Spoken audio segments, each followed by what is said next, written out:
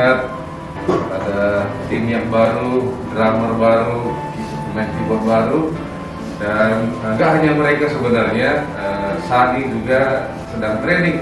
Sani gitar ya? Iya, dan bass. Jadi tepuk tangan untuk tim ini. Kita juga bersyukur ada Bang Jeffrey yang melatih, membina mereka. Puji Tuhan. Untuk itu sebelum kita mendengar firman Tuhan, mari terlebih dahulu kita bersatu di dalam doa. Kami mengucap syukur untuk pagi hari ini ya Tuhan. Kami akan mendengarkan firman-Mu. Berbicaralah kepada setiap kami. Amin. Saya percaya semuanya kita punya salah satu aplikasi ini ya di handphone. Kalau belum punya nanti diinstal ya. Nah, kita hidup di zaman internet yang semuanya semakin mudah dan praktis. Dan semalam, saya dari jam 9 sampai jam 8 tidak ada internet. Karena saya pakai XL seharian itu tidak ada internet. Dan kabel wifi di rumah juga terputus. Waduh, gimana nih ngerjakan ini dan itu dan lain sebagainya. Rasanya berat kalau nggak ada internet. Kenapa? Karena kita sudah biasa mudah. Hidup hari ini semuanya serba dipermudah. Dengan aplikasi kita tinggal pesan, dapat makanan, selesai dan lain sebagainya. Nah, kita juga kita juga pasti sudah mengenal alat ini ya. Apa namanya? Remote. Nah, dengan remote ini kita bisa pilih mana yang kita mau. Kita bisa pilih, kalau nggak suka kita skip. Banyak pilihan. Pertanyaannya, bagaimana jika budaya ini masuk ke dalam mental kita? Kita merasa kebenarannya bahwa semuanya harus mudah, semuanya harus cepat, mudah, dan cair gitu ya. Nah, budaya hari ini.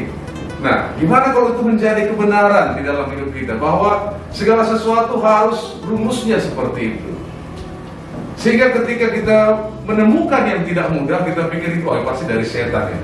Ini pasti dari si jahat. Kenapa? Karena aplikasi aja bisa baik, ya kan? Masa Tuhan tidak baik itu? Karena aplikasi aja memudahkan. Itu ya, Google Map. Google Map itu kalau kita nggak ikuti dia nggak pernah marah loh. Dalam 300 meter belok ke kiri, kalau kita belok kanan nggak pernah dia marah. Dia pasti bilang apa? Nah, dialihkan lagi jalannya. Kita nggak ikuti, dia nggak marah. Nah, kita mungkin berpikir, aduh, Google Map aja sebaik ini. Kenapa rencana Tuhan kok tidak baik? Mungkin kita merasa begitu ya. Waktu kita merasa bahwa yang benar itu adalah yang mudah, gampang, hanya cair, semuanya selesai. Bagaimana kalau kita diperhadapkan dengan sebaliknya? Apa yang akan kita lakukan? Nah, hari ini kita belajar dari kitab Rut. Kitab Rut ini pada masa hakim-hakim, dan di kitab hakim-hakim terakhir dikatakan demikian. Pada zaman itu tidak ada raja di antara orang Israel. Setiap orang berbuat apa yang benar menurut pandangannya sendiri. Kalau setiap orang berbuat apa yang benar menurut pandangannya sendiri, kira-kira apa yang terjadi? Jangankan raja, ya, lampu jalan lalu lintas saja mati, semua orang membuat kebenarannya sendiri kan. Aku duluan. Yang ada apa waktu itu di Israel? Kekacauan. Semuanya berbuat, yang menurut saya ini yang benar, menurut saya ini yang benar. Akhirnya pada zaman itu terjadi kekacauan. Naomi dan keluarganya, Elimelek suaminya, pergi ke Moab. Moab ini adalah negara musuh. Moab ini adalah bangsa yang menolak orang Israel waktu keluar dari Mesir untuk melewati negerinya. Nah, Moab ini negeri musuh. Moab ini menyembah berhala.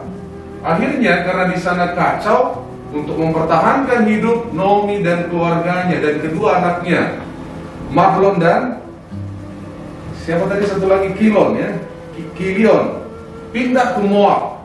Untuk apa? Untuk mempertahankan kehidupan, untuk mencari kehidupan.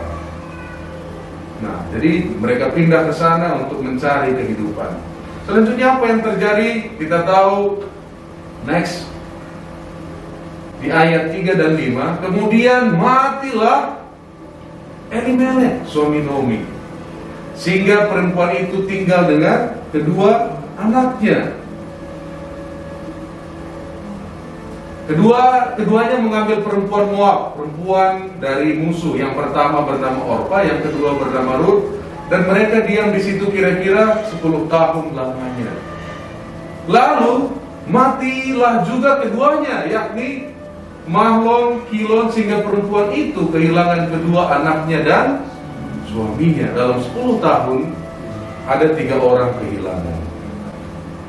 Nah, lucunya kok nggak ada ya suara Tuhan atau suara malaikat, atau setidaknya satu aja anaknya tinggal sebagai pertanda Tuhan mengasihinya. Atau ketika mereka mati ketiganya, setidaknya ada malaikat yang hibur, iya kan? Biar agak fair gitu. Ada suara dari surga misalnya kan, gitu kan? Tidak ada, hidup hanya biasa saja, tidak ada penghiburan, tidak ada apa-apa. Dia kehilangan kedua anaknya. Bagi kita yang sudah pernah hilang pasti merasakan ini. 3 orang selama 10 tahun dia kehilangan ketiganya.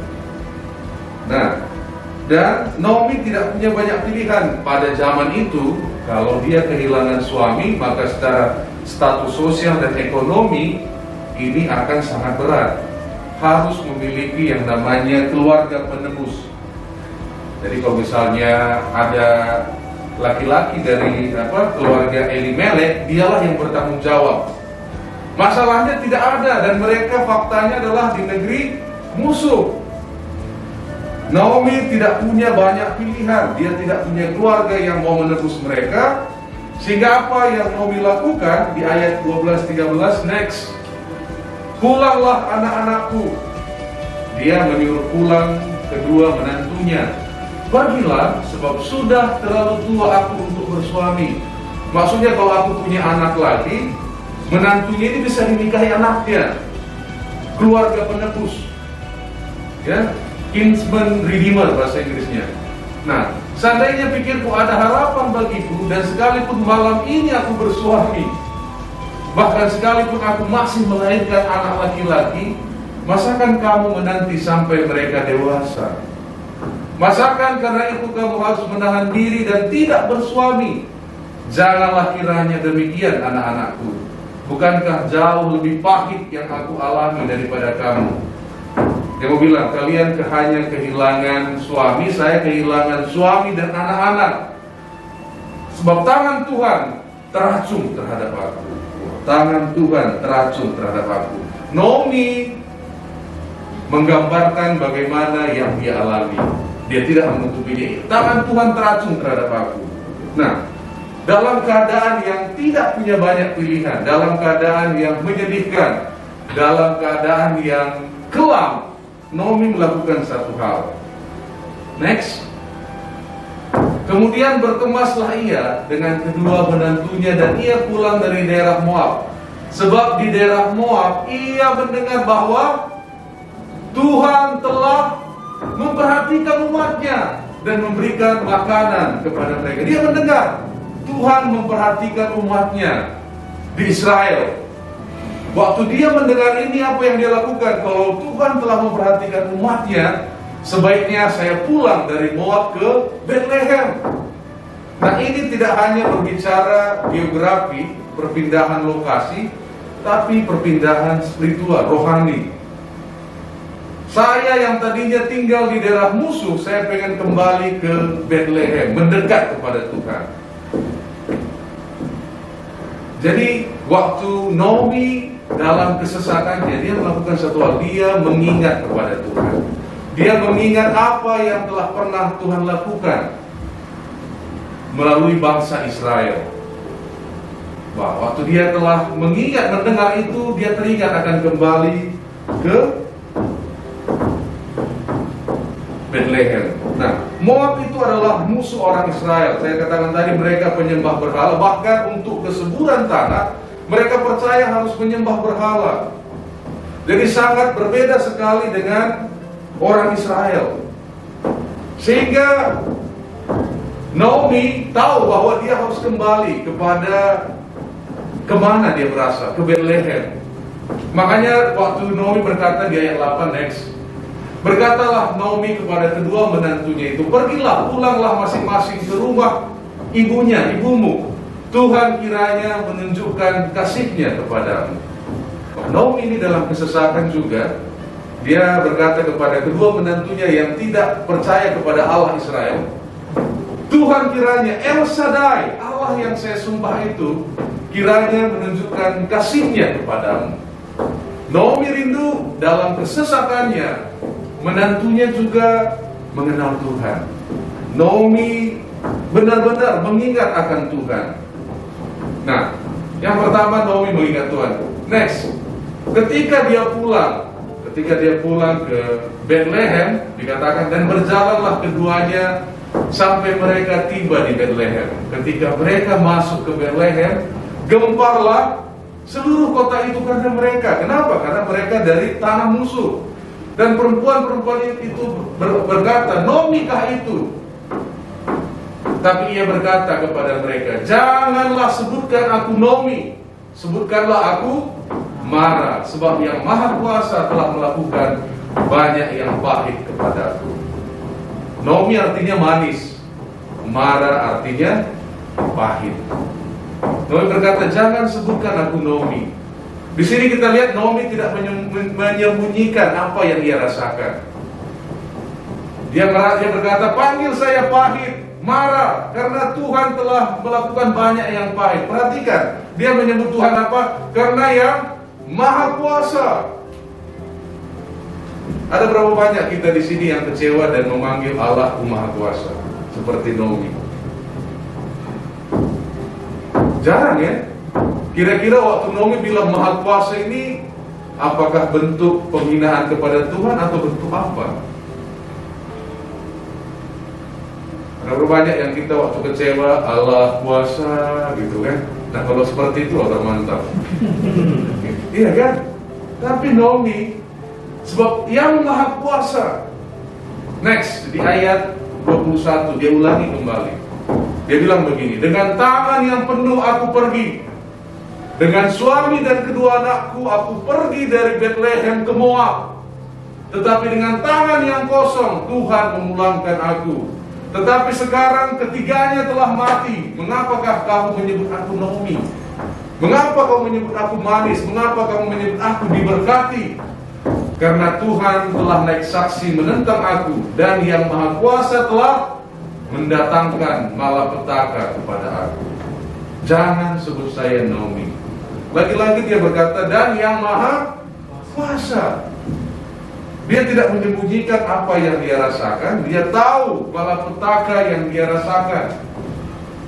Dan jangan panggil saya Naomi, saya merasa pahit marah. Pertanyaannya, apa maknanya ketika Naomi berkata yang Maha Kuasa? Ada seorang komentator Alkitab yang berkata demikian next, dalam bahasa Inggris, you can see the bitterness I have experienced. Naomi sedang berkata, kalian bisa melihat kepahitan yang sedang saya alami. The famine, kelaparan, the bereavements, kehilangan anak-anak dan suami. The questioning, pertanyaan, kenapa terjadi Tuhan? Apa salahku dan lain sebagainya. Kita juga sering bertanya kan, mengapa? The partings, perpisahan. Dia tidak hanya berpisah dengan ketiga laki-lakinya dan juga satu menantunya. And the apparent hopeless. Dan kehilangan pengharapan yang jelas-jelas nampak. Mereka juga tidak punya penebus, keluarga penebus. Tapi, but I know the God of Shaddai. Tapi saya tahu, saya mengenal Allah yang besar. And I can leave the explanation and even the responsibility to Him.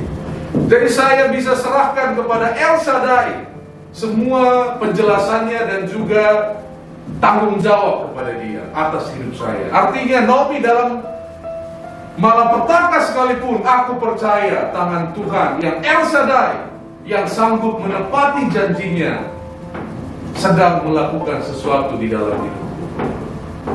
Ini yang Naomi katakan. Makanya dikatakan yang Maha Kuasa, El Shaddai.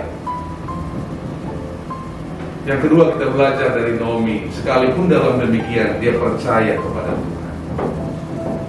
Ya, dia tidak menolak bahwa dia luka. Jangan panggil saya Naomi, saya marah, saya pahit. Tapi dalam kepahitanku aku percaya dia El Shaddai.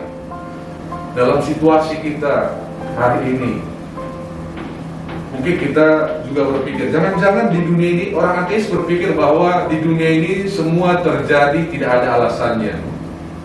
Semua benturan, kepahitan dan lain hanya terjadi begitu saja tanpa alasan. Dan kita juga mungkin berpikir, wah ini bagaimana hidupku ini nampaknya kalau di sosial media hidup orang semuanya berjalan sesuai dengan rencana Tuhan, tapi kenapa hidupku sepertinya terbalik, gitu kan? Mungkin kita juga begitu, jangan panggil saya Naomi, panggil saya Mara, dan lain sebagainya. Dalam masa yang kelam, Naomi percaya kepada Tuhan. Nah, satu hal kita belajar dari Ruth next.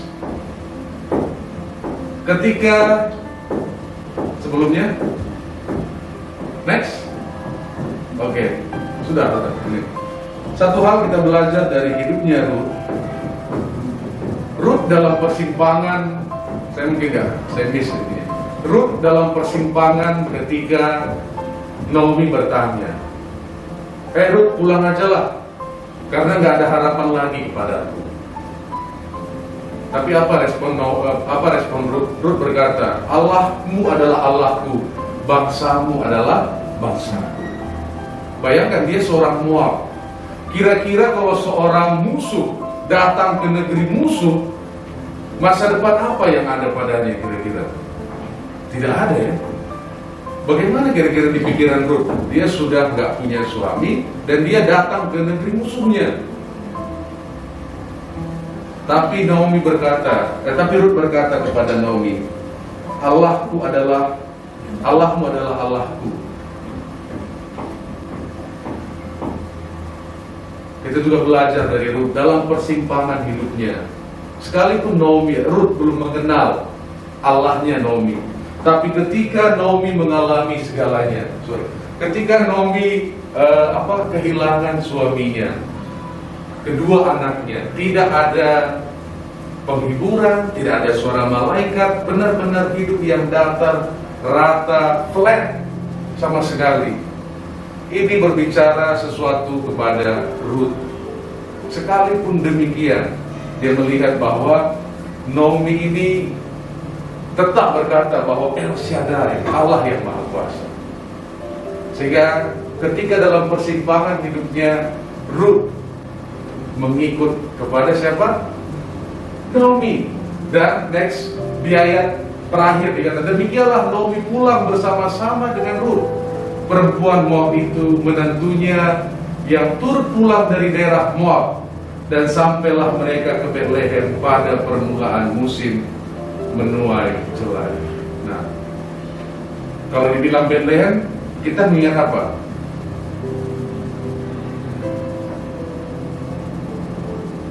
Kalau kota Bethlehem itu kota apa? Oke, kota aja nggak apa-apa. Kelahiran Tuhan Yesus. Dan di kitab Matius, nama Ruth orang Moab ini disebut.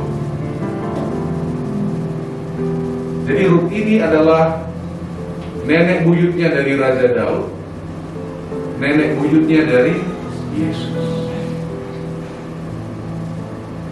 Kita mungkin berpikir, wah itu Ruth pergi ke Bethlehem itu hanya nasib-nasiban, keberuntungan saja. Atau malahan sebaliknya, dalam semua kepahitan, penderitaan yang dia alami, sebenarnya Tuhan sedang melakukan tujuannya melalui kehidupan mereka.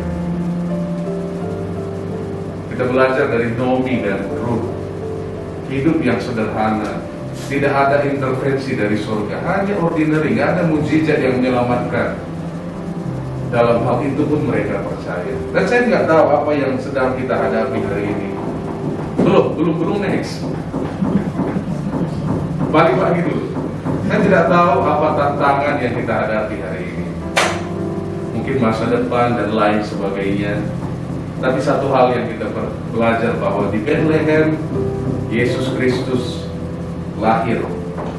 Tidak hanya sebagai raja untuk orang Israel, raja yang menyelamatkan kita semua. Dan mungkin kita merasa saya tidak mengerti apa yang saya alami hari ini. Atau mungkin Tuhan sedang melakukan tujuannya di dalam hidup kita. Pagi hari ini jika kita merasa aku ingin melihat kepada Tuhan, kita bisa melihat kepada Yesus. Bagaimana saya bisa yakin saya dikasihi? Kita bisa memandang kepada salibnya. Kapan saya bisa mulai percaya kepada rancangan Tuhan? Kita bisa percaya hari ini bahwa di balik semua yang kita tidak mengerti, El Shaddai, bahkan di balik kesalahan kita atau apapun itu, mungkin wah ini kacau ini dan lain sebagainya, apapun yang mungkin kita pikir nggak masuk akal, tapi El Shaddai sedang melakukan sesuatu di dalam hidup kita. Next, Tuhan sedang melakukan tujuannya dan Dia akan menyelesaikannya bagi setiap kita. Mari kita bersatu di dalam doa.